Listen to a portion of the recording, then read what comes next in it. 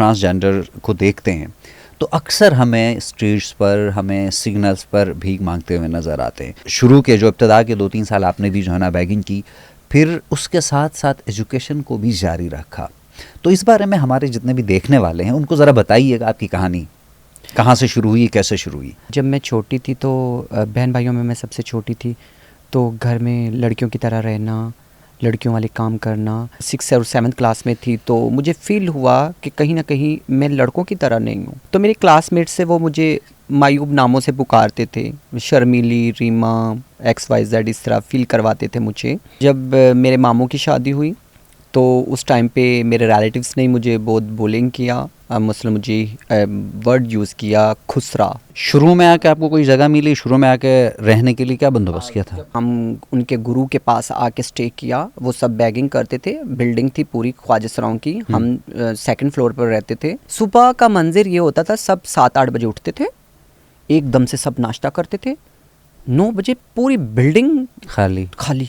कभी कभी मैं कंफ्यूज हो जाती थी, इतनी अफरा तफरी भीख मांगने के लिए भी। जिनके साथ में रहती थी, गुरु लोगों के साथ, कि मैं भीख मांगूंगी, उन्होंने मुझे फोर्स किया, तुम्हारी एज कम है, तुम प्यारी हो, तुम सेक्स कर सकती हो, तो पैसा ज़्यादा मिलेगा, आराम से हाँ, मिलेगा। अब तुम बैगिंग करोगी, 1 रुपया मांगोगी, सारा दिन तुम्हारी स्किन धूप में जल जाएगी, तुम्हें बहुत गर्मी लगेगी, तुम पढ़ी लिखी हो, सॉफ्ट हो, इस तरह मुझे वर्गला रही थी। लेकिन मुझे बहुत प्राउड फील होता है जो लोग मुझे पैसे देकर जाते थे और बोलते थे हमारे लिए दुआ कर, और मैं लोगों को बोलती थी मैं पढ़ती हूँ। कुछ लोग बीच में मुझे बोलते थे झूठ नहीं बोलो, ड्रामा नहीं करो, हम तुम्हें ज़्यादा पैसे दे देंगे, अगर तुम खैरात मांग रही हो तो ऐसे नहीं वर्ड यूज़ करो कि मैं पढ़ती हूँ। जब एक बच्चा अपने घर से भाग कर आता है, एक ख्वाजा सरा बच्चा स्पेशली, उसके लिए हमारी सोसाइटी में और ये स्पेशली कराची में कोई हमारे लिए शेल्टर होम नहीं है। हम रोडों पर दर बदर होते हैं, लोग हमें नोचते हैं, हमारे रेप किए जाते हैं, हमारे पास जो पैसे होते हैं, मोबाइल होता है, वो छीन लिया जाता है, हमें पुलिस रोडों पर से उठा लेती है। खुले आसमान तले आप चारपाई पे सोए में, जाहिर है हर तरह के लोग वहाँ घूमते फिरते, उसमें नशे भी हैं, उसमें उनमें से कोई रैपिस्ट भी हो सकता है। तो कोई खौफ नहीं हुआ, कोई ऐसा वाक़या नहीं हुआ वहाँ? हुए 2-3 वाक़े हुए वहाँ पर। जो मालशी जिनको बोलते हैं, मसाज करते हैं, जी। वो सारी रात मेरे राउंड अबाउट ही घूमते रहते थे, मुझे अजीब अजीब नज़रों से देखते थे, मुझसे मेरा नंबर मांगते थे। यूनिवर्सिटी में दाखिला लेने का जो आपने फ़ैसला किया वो कैसे किया?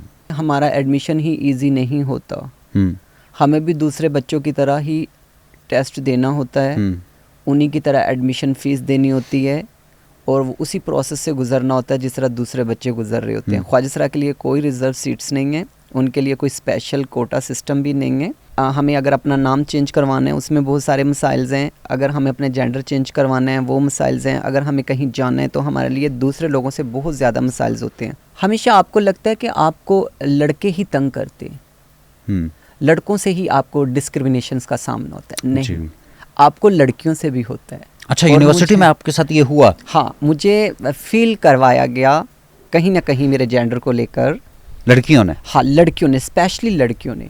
और ये मैं बड़ी दफ़ा बात कर चुकी हूँ, ज़रूरी नहीं है कि हमें सोसाइटी में लड़कों से ही मसले होंगे, हमें कभी कभी लड़कियों से भी प्रॉब्लम्स होते हैं, अक्सर होता है ऐसे। ईशा, आपने सेमेस्टर फ़ी और दीगर अखराजात कैसे पूरे हो जाते थे? उधार लेती थी, हमेशा कर्ज़ई होती थी, सूद पे भी पैसे उठा लेती थी। हमारे पाकिस्तान का ये हाल है कि एक ख्वाजा सरा अगर पढ़ रही है उसको NGO कोई सपोर्ट नहीं कर रही। भीख देते हुए किसी ने हैरेस किया हो, या फिर हर तरह के लोग मिलते हैं ना, जाहिर है आप दिन भर सड़क पे हैं, रोड पे हैं। पैसों पर नंबर लिख कर दे देते थे लोग 10 के नोट के अंदर, 50 के नोट के अंदर नंबर भी लिख कर दे देते थे। कितने लोग तो सिग्नल्स पर खड़े ही रहते थे और लोग बोलते थे अपना नंबर दो, तुम्हें ज़्यादा पैसे देंगे। पैसों के लालच में गलत नंबर हमेशा दे देते थे और पैसे ले लेते।